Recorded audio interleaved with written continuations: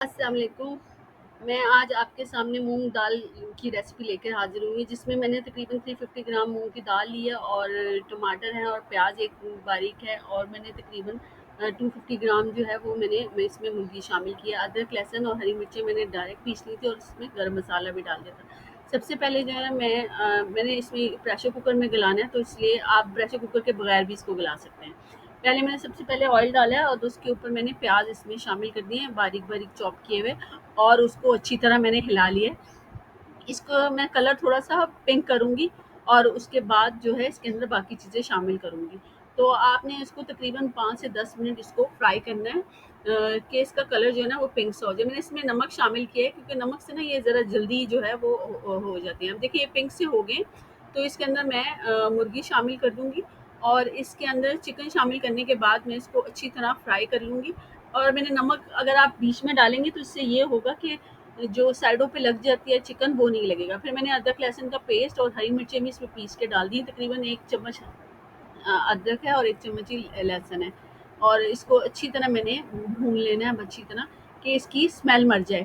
اور اس کے بعد میں اس کے اندر مسالے شامل کروں گی. سب سے پہلے میں نے ہلدی شامل کی ہے، اور اس کے بعد میں نے اس کے اندر مرچیں شامل کی ہیں اور سوکھا دھنیا شامل کیا ہے، اور اس کو اچھی طرح میں نے پھر دوبارہ سے مکس کر لینا ہے اچھی طرح، اور اس کا ذرا کلر چینج ہونے تک میں اس کو پکاؤں گی. اس کو اب اچھی طرح میں بھونوں گی، اور اس کے اندر میں نے کٹی ہوئی مرچیں بھی تھوڑی سی ڈالی ہیں 1 چمچ کے قریب، کیونکہ اس سے ذائقہ زیادہ اچھا بنتا ہے.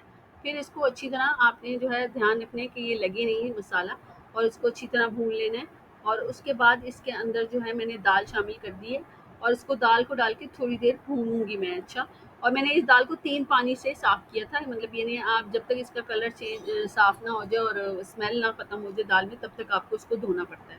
پھر اس کے اندر میں نے پانی شامل کر دیا، اور اب میں پریشر کوکر کو جو ہے وہ بند کر دوں گی. یہ آپ کے پریشر کوکر پہ ڈیپینڈ کرتا ہے. میری پریشر کوکر دوسری طرح کا ہے، اس میں 3 جو ہے سیٹیاں ہوئی ہیں، تو میں نے اس کو کھول دیا. دیکھیں اب یہ تھوڑا سا خشک خشک لگ رہا ہے. اب اس کے اندر میں نے تھوڑا سا پانی شامل کیا 1 چمچ کے قریب، اور اس کو میں تھوڑا سا ہاتھ سے میش کر لوں گی. اس سے یہ ہوگا کہ دال نا اچھی بنے گی. اب یہ دیکھیں میں نے اس کو ہلکا سا میش کیا. اب اس کے اندر میں نے ہری مرچیں اور ہرا دھنیا کاٹ کے ڈال دیے، اور اس کے اندر جو ہے آپ کا دل کرے تو آپ تڑکا بھی لگا سکتے ہیں. تو میں نے اس کے ساتھ تڑکا بنایا تھا اس کا، جس سے اس کا ذائقہ زیادہ اچھا بنے گا. میں نے 1 چمچ کے قریب آئل ڈالا، اور اس کے اندر زیرہ شامل کیا، اور اس کے اندر میں نے اس کو تھوڑا سا میں سوتے کر لوں گی تاکہ اس کا رنگ چینج ہو جائے، مطلب خوشبو سی آ جائے گی. پھر اس کے اندر ہم باقی چیزیں جو ہیں وہ شامل کریں گے. اور یہ دیکھیں میں نے اس کو ایسے ہلانا شروع کر دیا تاکہ یہ پکے، کیونکہ آئل تھوڑا سا گرم نہیں تھا، تو وہ تھوڑا گرم ہونے کا میں نے ویٹ کیا. پھر اس کے اندر میں نے کٹی ہوئی مرچیں، وہ ثابت مرچیں جو ہیں وہ شامل کی ہیں، تقریباً 4 سے 5 عدد، اور کڑی پتہ شامل کیا، اور اس کو اچھی طرح میں نے فرائی سا کر لیا، اور اس کے اوپر میں اس کا تڑکا لگاؤں گی، جس سے دال کا ذائقہ نا ڈبل ہو جائے گا اور وہ بہت مزے کی لگے گی. اور چاولوں کے ساتھ کھائیں، روٹی کے ساتھ کھائیں، آپ کی مرضی ہے. اگر آپ چاولوں کے ساتھ کھائیں گے تو دال کو تھوڑا پتلا رکھیں گے، اور اگر روٹی کے ساتھ کھائیں گے تو دال تھوڑی سی گاڑھی رکھیں گے. اور اس کے بعد میں نے اس کے اندر تھوڑی سی ہری مرچیں اور ہرا دھنیا بھی ڈالا تھا، اور اس کو بھی بیچ میں شامل کر دیا تھا. یہ دیکھیں اس سے جو ہے نا اس کا ذائقہ بہت اچھا بنا تھا. یہ دیکھیں میں نے اوپر اس کے تڑکا لگا دیا، اور اس سے یہ بہت مزے کا لگ رہا ہے.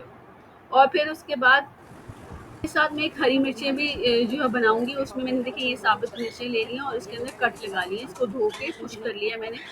اس میں نے 2 چمچ کے قریب جو ہے وہ سوکھا دھنیا لیا ہے، اور امچور کا پاؤڈر بھی میں نے تقریباً 1 کھانے کا چمچ لیا، اور سفید زیرہ بھی لیا، اور ساتھ میں 1 کپ میں نے اس میں سرسوں کا آئل یوز کیا ہے. تو آپ بھی یہ مسٹرڈ آئل یوز کریں، اس سے یہ بہت اچھا اس کا ذائقہ آئے گا. اور ہری مرچوں کو میں جو ہے وہ کاٹ لوں گی.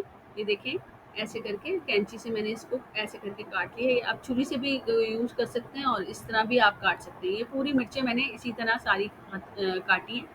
اور اس کے بعد میں اس کو جو ہے آئل ڈال کے ساس پین میں میں نے اس کے اندر یہ جو ہے دھنیا اور زیرے کو اس کو اچھی طرح بھون لیا تھا جب تک اس کی خوشبو آنے لگی تھی. اور ذرا درمیانی آنچ پہ، زیادہ تیز آنچ پہ آپ نے اس کو نہیں کرنا، کیونکہ یہ جل جائے گا اور پھر اس کی خوشبو اچھی نہیں آئے گی. اور اس کے بعد اس کو اچھی طرح میں نے بھون لیا.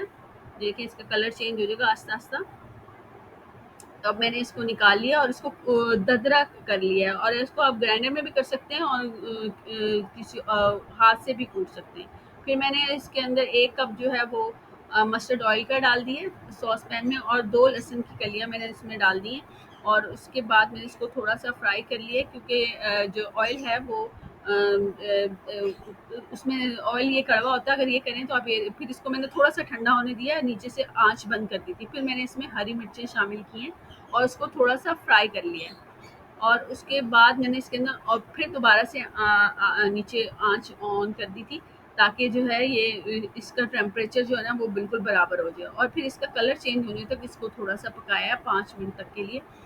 اور اس کے بعد میں اس کے اندر مسالے شامل کروں گی، کیونکہ مسالے پہلے سے شامل کر دوں گی تو مسالے جل جائیں گے. تو آپ نے مسالے اوپر سے شامل کرنے ہیں. اور وہ جو ہم نے سوکھا دھنیا اور زیرہ اور جو امچور پاؤڈر تھا اس کو مکس کر کے رکھا تھا، وہ میں نے اس کے اوپر ڈال دیا اور اس کو صرف دم پہ رکھا ہے 2 منٹ کے لیے. اور دیکھیں ہماری ہری مرچیں بہت اچھی طرح تیار ہو گئی ہیں.